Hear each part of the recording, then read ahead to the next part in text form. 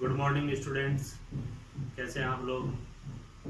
आज हम lockdown mathematics class में फ्रैक्शन और डेसिमल जो हम पढ़ा चुके हैं पहले, इसका ही एक पार्ट और है, वो हम समझेंगे। और ये जो कन्वर्जन टेबल का जो पार्ट है, ये कन्वर्जन टेबल का जो पार्ट है, ये आपके क्या है कि इन दोनों में तो काम आएगा ही आएगा, इसके अलावा भी कई कैलकुलेशंस में काम आता है। कैसे ये डेसिमल में और फ्रैक्शन में काम आएगा, आज हम ये देखेंगे। इसके साथ साथ आपको ये टेबल जो है, मैंने जो लिखा है, इनको आपको याद भी करना पड़ेगा। तो कन्वर्जन टेबल की अगर बात करें हम, तो आज हम लेंगे लेंथ और वेट को, लेंथ और वेट को लेंगे। अब लेंथ की जब हम बात करेंगे तो लेंथ का जो यूनिट होती है, लेंथ की जो यूनिट होती है वो मीटर होती है।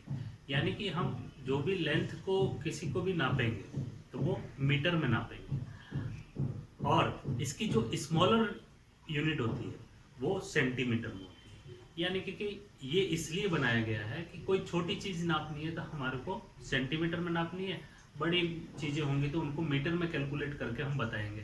जैसे 500 मीटर लंबा रास्ता था, 600 मीटर लंबा रास्ता था, लेकिन उसके बाद में जैसे जैसे हम आगे बढ़ते जाएंगे 1000 तक तो वैसे ही चलता है, लेकिन उसके बाद में फिर किलो और ऐसे चलने लग जाता है। तो हम इन सारी चीज़ों को आज देखेंगे। तो जैसे मैं लेंथ की बात कर रहा था, तो लेंथ में आपको यूनिट जो मिलेगी वो मिलेगी मीटर, और इसको डिनोट करते हैं हम स्मॉल एम से।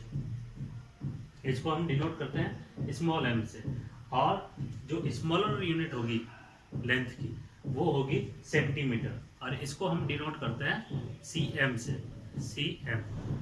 और इसी तरह से वेट की अगर बात करें तो यूनिट ऑफ वेट जो होगा वो होगा किलो, और स्मॉलर इसकी जो यूनिट होगी वो होगी ग्राम। यानी कि जैसे हम आम भाषा में बोलते भी हैं, आप भी कभी बाजार गए होंगे तो आपने किसी चीज़ को जो है मांगा होगा 250 ग्राम, 300 ग्राम, 400 ग्राम, 600 ग्राम, है ना। 500 ग्राम को हम 500 ग्राम भी बोलते हैं और हाफ किलो भी बोलते हैं। तो ये हाफ किलो जो हुआ वो हुआ फ्रैक्शन का पार्ट, लेकिन 0.5 kg बोलेंगे तो वो किसका हो जाएगा, डेसिमल का पार्ट हो जाएगा। तो ये हम डेसिमल को और फ्रैक्शन के साथ साथ में इस चीज़ को हम समझेंगे कि इसमें डेसिमल और फ्रैक्शन कैसे लगता है। और आपके जो है इसमें क्वेश्चन भी आते हैं, एग्जाम में क्वेश्चन भी आते हैं कि अगर किसी के पास में 300 ग्राम सौंफ है और 200 ग्राम आलू है, ऐसे मतलब कि कई एग्जांपल्स देंगे और उनको फिर आपको कहेगा कि कैलकुलेट करके बताओ किलोग्राम में। सारी चीज़ें ग्राम में देंगे आपको ऐड करने के लिए, फिर लास्ट में पूछेगा, क्वेश्चन पूछेगा किलोग्राम में इसको कन्वर्ट करके बताओ। तो हम हमारे को कन्वर्ट कैसे करना है वो भी हम देखेंगे, और ये सारी चीज़ें देखेंगे। तो एग्जाम को और आपके जो सिलेबस में जो चीज़ें हैं उनको ध्यान में रख के मैंने कुछ एक बनाया, यहाँ पे बनाया है टेबल्स। इनको आप स्क्रीनशॉट से ले भी सकते हैं, और इसको पूरा आप एक बार नोट भी कर सकते हैं। और इसमें अभी हम इसको साफ करेंगे और यहाँ पे हम कैलकुलेट करके बताएंगे कि किसी ग्राम को या किसी मिलीग्राम को या किसी सेंटीमीटर को, इनको कैसे कन्वर्ट करना है बड़ी यूनिट में, छोटी यूनिट को बड़ी यूनिट में कन्वर्ट करना। सबसे पहले हम देखेंगे कि लेंथ में हमारे पास में जो मेजरमेंट है उसका क्या कैसे चलता है। फर्स्ट में मैंने लिखा है 1 माइल। 1 माइल इक्वल टू होता है 1.609 किलोमीटर। एक्चुअली क्या है कि माइल का यूज अब बंद हो गया है, लेकिन फिर भी कई जगह पे हमारे को माइल वर्ड मिलता है। तो ये नॉलेज होना जरूरी होता है कि आखिर ये कितना होता है। यानी कि अगर इसको मीटर में कैलकुलेट करें तो 1609 मीटर होता है। एग्जैक्टली अगर मैं बताऊं आपको तो 1609 मीटर इक्वल टू 1 माइल होता है। यानी कि अगर इसको किलोमीटर में अगर कैलकुलेट करेंगे तो 1.609 किलोमीटर होगा ये। तो ये एक्चुअली क्या है कि आपके हो सकता है कि सिलेबस में हो, बुक्स में हो, इसके ऊपर कोई क्वेश्चन भी आ सकता है, बट ये सिर्फ मैंने नॉलेज के लिए ये दिया है। बुक्स में आपके सिलेबस में जहाँ से स्टार्ट है वो होता है किलोमीटर। और मैं एक बात और बता दूं आपको कि ये जो वीडियो होगा ये खासकर किसी पर्टिकुलर के लिए, किसी क्लास के लिए नहीं है। ये सारी क्लासेज में आपको ये चीज़ें आती है कैलकुलेशन में, तो इसको समझना बहुत ज़रूरी होता है। अब हम बात करेंगे 1 किलोमीटर की। 1 किलोमीटर में कितने मीटर होते हैं? तो किलोमीटर, चूंकि किलोमीटर जो है वो मीटर से बड़ा है। यहाँ हम एक चार्ट और बनाया है, इसको पहले बाद में समझेंगे हम, पहले इसको देख लेते हैं। 1 किलोमीटर इक्वल टू 1000 मीटर होता है, 1000 मीटर। अब इसको फ्रैक्शन में लिखेंगे तो क्या लिखेंगे? 1/1000 मीटर, ऐसे लिखेंगे। तो 1 मीटर इक्वल टू 100 सेंटीमीटर, और 100 सेंटीमीटर जो होता है वो 10 डेसीमीटर के इक्विवेलेंट होता है। यानी कि 1 डेसीमीटर की अगर छोटी यूनिट देखा जाए, स्मॉलर यूनिट देखा जाए, तो वो होता है 10 सेंटीमीटर। इसको हम इस तरीके से भी लिख सकते हैं कि 1/10 मीटर भी हो गया ये। तो ये फ्रैक्शन में अभी मैंने यहाँ पे जो लिखा है वो फ्रैक्शन में लिखा है। इसको अपन डेसिमल में भी कन्वर्ट करके देखेंगे। 1 सेंटीमीटर इक्वल टू 10 मिलीमीटर होता है, यानी कि 10 मिलीमीटर कहने का मतलब हो गया 1/10 डेसीमीटर। इन चीज़ों को याद करना पड़ेगा आपको। अब मिलीमीटर से भी माइक्रो मिलीलीटर भी होता है, मीटर भी होता है। ये इससे छोटी भी यूनिट्स होती हैं, इससे भी स्मॉल यूनिट्स होती हैं, लेकिन वहाँ तक हमारे को नहीं जाना है, हमारे को सिर्फ यहाँ तक अभी हमारे को देखना है। तो ये किलोमीटर, मीटर, डेसीमीटर और सेंटीमीटर ये तो हो गया आपका। ये हुआ लेंथ का, ये हुआ लेंथ का। अब जो वेट की जो हम बात कर रहे थे, तो वेट की भी हम बात करेंगे। यहाँ पे वेट भी लिखेंगे कि 1 kilogram equal to how much gram, and 1 gram equal to how much milligram. तो उसकी भी बात करेंगे, लेकिन उसके पहले एक ये चार्ट देखना बहुत जरूरी है।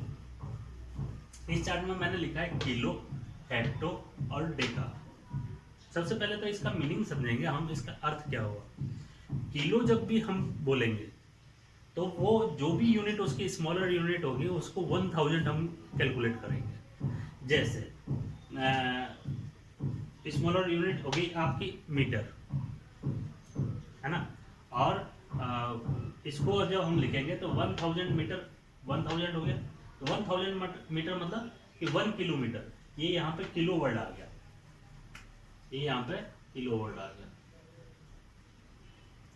वैसे ही अगर 100 मीटर की बात करेंगे, अगर 100 मीटर की बात करेंगे तो हेक्टोमीटर हो जाएगा वो। 10 मीटर की बात करेंगे तो डेका मीटर हो जाएगा वो।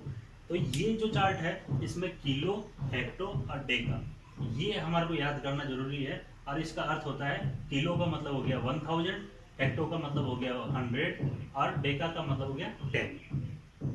डेका का मतलब हो गया 10। अब इसको कैसे यूज करेंगे हम? लेंथ में इस तरीके से, लेंथ की जब भी बात करेंगे हम, लंबाई, चौड़ाई, दूरी, इसकी जब बात करेंगे तो हम इसमें क्या बात करेंगे? किलोमीटर, हेक्टोमीटर और डेकामीटर, इस तरीके से बात करेंगे। और वेट की अगर बात करेंगे तो किलोग्राम, हेक्टोग्राम और डेकाग्राम बात करेंगे। कैपेसिटी, किसी की मास या कैपेसिटी अगर किसी लिक्विड की या किसी फ्लूइड की हम चेक करेंगे तो वो कैसे करेंगे? किलोलीटर, हेक्टोलीटर और डेकालीटर। तो ये आपके इस पे स्क्रीन पे रहेगा, बोर्ड पे रहेगा, आप इसको नोट कर सकते हैं और इसको हम बाद में भी समझेंगे। अब हम बात कर रहे थे लेंथ की, तो लेंथ में कैसे कैलकुलेशन होगी वो हम बाद में देखेंगे। लेकिन फिलहाल हम ये देखेंगे कि ये जो किलोमीटर और डेसीमीटर और सेंटीमीटर हुआ है, ऐसे ही ग्राम में, किलोग्राम में कैसे होगा, लेंथ में कैसे होगा, मैं इसको रब करके और आपको दिखाता हूँ। अब हम देखेंगे कि वेट कैसे चलता है। तो वेट में हमने सबसे पहले लिया है 1 किलोग्राम। 1 किलोग्राम कहने का मतलब क्या हुआ कि 1000 ग्राम, 1000 ग्राम। और 100 ग्राम इक्वल टू होता है 1 हेक्टोग्राम, हेक्टोग्राम 1 हेक्टोग्राम। और 1 हेक्टोग्राम इक्वल टू 10 डेकोग्राम। वैसे ही 10 ग्राम इक्वल टू 1 डेकाग्राम, यानी कि इसको हम अगर फ्रैक्शन में लिखेंगे तो कैसे लिखेंगे? 1/10 हेक्टोग्राम भी लिख सकते हैं इसको।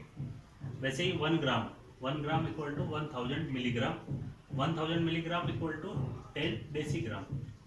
अब ग्राम के और किलोग्राम के बीच में डेसीग्राम भी आता है। ये आप अपने चैप्टर में और अपनी बुक्स के अकॉर्डिंग, आपके स्टैंडर्ड के अकॉर्डिंग वो आप चेक कर सकते हो। अब ये जो किलो वर्ड था, किलो यानी कि क्या हुआ 1000, यहाँ पे किलो लग गया। अब यहाँ पे हेक्टा क्यों लगाया हमने, क्योंकि यहाँ पे 100 है। 100 ग्राम इक्वल टू 1 हेक्टोग्राम, यानी कि 10 डेकाग्राम।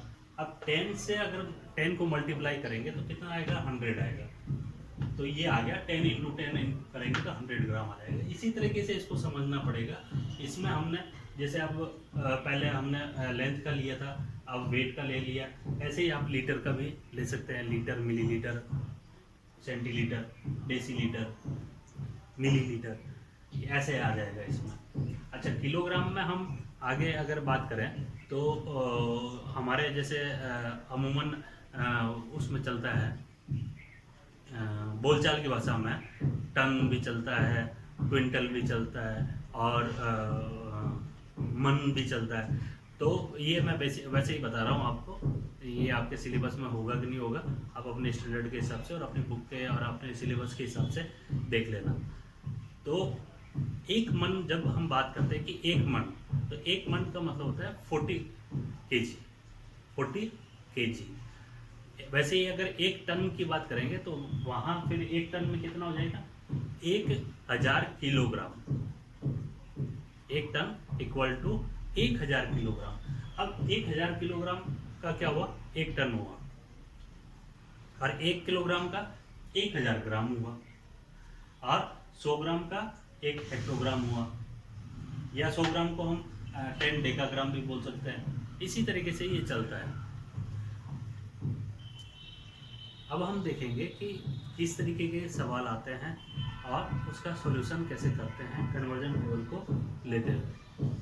अब डेसिमल में भी और फ्रैक्शन में भी, इन दोनों में ही क्या हम कर सकते हैं। जैसे आप ये एग्जाम्पल को देखते हैं, 10 ग्राम इक्वल टू हो गया 1 डेकाग्राम, इक्वल टू हो गया 1/10 हेक्टोग्राम। अब इस 1/10 को हम 0.10 भी लिख सकते हैं, 0.10 भी लिख सकते हैं। तो ये 0.10 हेक्टोग्राम हो गया। अगर इसको हमारे को डेसिमल में लिखना हो तो ऐसे लिखेंगे। तो इस तरीके के सवाल आ सकते हैं। एक सवाल जैसे ग्राम में ही मैं बता रहा था आपको कि आपने 200 ग्राम चीनी ली, 300 ग्राम टी लीव्स ली, और 150 ग्राम आपने मिल्क लिया, मिल्क पाउडर लिया,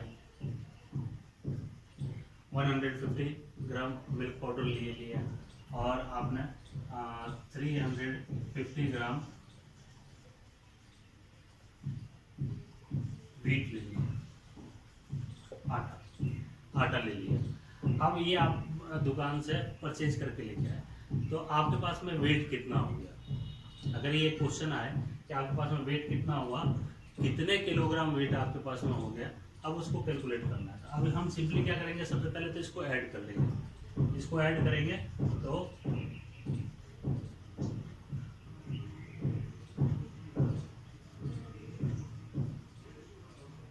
ये एग्जैक्टली 1000 ग्राम हो रहा है, ये 1000 ग्राम हो रहा है। लेकिन सपोज करते हैं कि 1000 ग्राम से कम हो रहा है, 1000 ग्राम कम हो रहा है, तो ये कितना हो जाएगा, 950 ग्राम। 950 ग्राम कहने का मतलब क्या हुआ कि अब आज इसको हम किलोग्राम में जब कन्वर्ट करेंगे तो क्या करेंगे, जैसा प्रीवियस हमने डेसिमल वाला जो चैप्टर देखा था, डेसिमल में जैसे हमने देखा था, तो उसमें हमने क्या किया था कि इसको अगर 1000 से डिवाइड कर देंगे तो क्या होगा, ये किलोग्राम में कन्वर्ट हो गया। यानी कि अगर आप फ्रैक्शन में लिखना है, ग्राम में लिखना था तो ऐसे लिखते हैं। अब इसको हम क्या लिखेंगे, किलोग्राम। अब इसको हम क्या लिखेंगे, किलोग्राम। अब ये तो हो गया फ्रैक्शन में, नहीं हमारे को डेसिमल में बताना है कि डेसिमल में कितना किलोग्राम हुआ। तो जैसे मैंने प्रीवियस वीडियो में बताया था, आपको एक टिप दी थी कि जितने जीरो है उतने इधर से काउंट करके, उतने डिजिट काउंट करके और आपको पॉइंट लगाना है कितने ये 950 है। अब इसमें जीरो कितना है 1 2 और 3 जीरो है, तो इधर से 3 डिजिट काउंट करेंगे और पॉइंट लगा देंगे। तो इसमें 3 डिजिट काउंट हो रही है 1 2 3, यही पे हो जा रही है।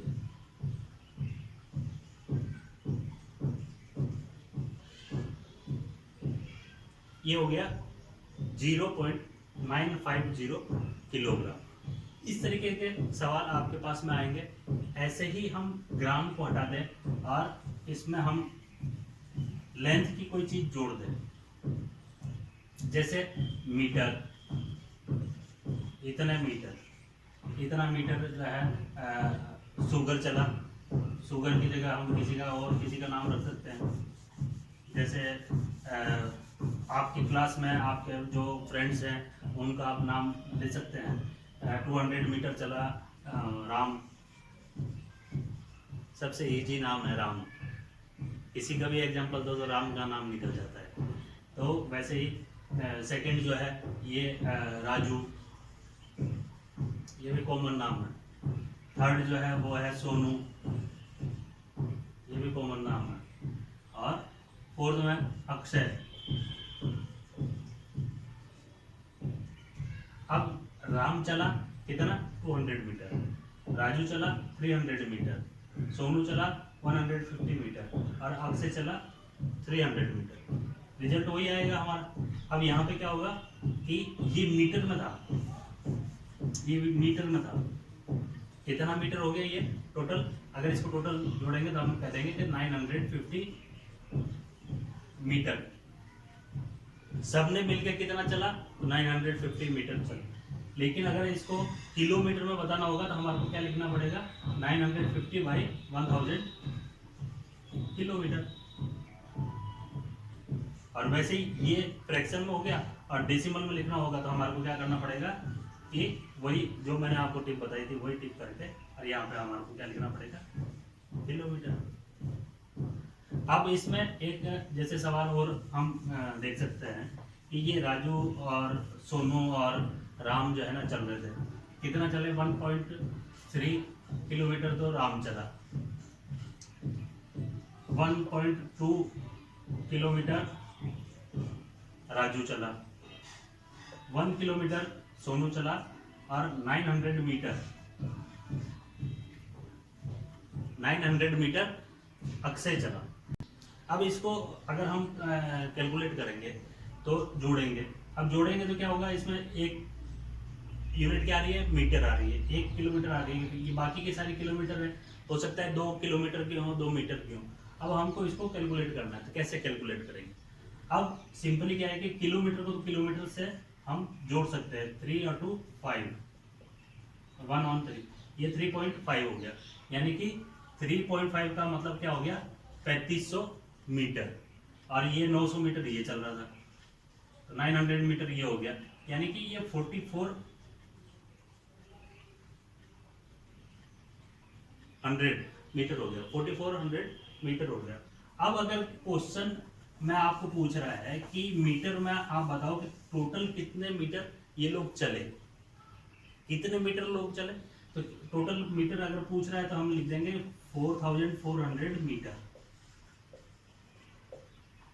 अब अगर इसने पूछा, क्वेश्चन ने पूछा कि कितने किलोमीटर चले, तो हमको किलोमीटर में ही आंसर देना पड़ेगा। तो किलोमीटर में आंसर देने के लिए क्या करना पड़ेगा 1000 से इसको डिवाइड करना पड़ेगा। फिर वापस वही कैलकुलेशन कि आप सारी डिजिट लिख लीजिए और कितने जीरो है 1 2 3 1 2 3, यानी कि यहाँ पे एक पॉइंट लग जाएगा। यानी कि 4.4 किलोमीटर हो गया। ये कितना हो गया 4.4 किलोमीटर हो गया। अब अगर इसको फ्रैक्शन में लिखना चाहें, फ्रैक्शन में ही छोड़ दें, अगर 4400 किलोमीटर इस तरीके से हमने लिखा। अब इसको अगर फ्रैक्शन में छोड़ दें तो हम इतना नहीं छोड़ सकते, क्योंकि आपको जीरो कैंसिल करना पड़ेगा, नीचे से भी 2 ऊपर से भी 2, यानी कि 44/10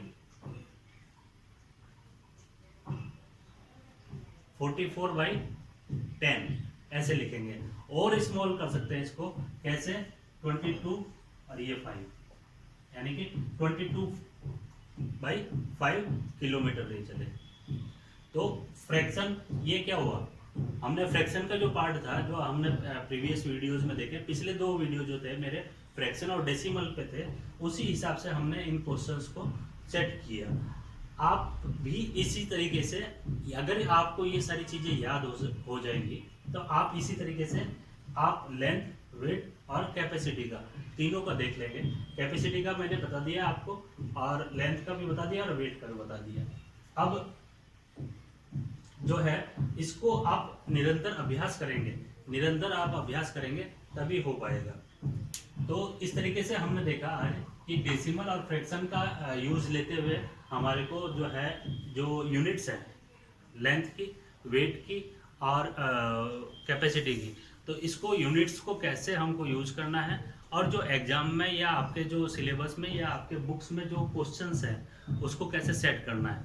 अब एक टाइम का भी इसमें होता है, जैसे 1 आवर में how much minutes and how much seconds are there in a 1 minute.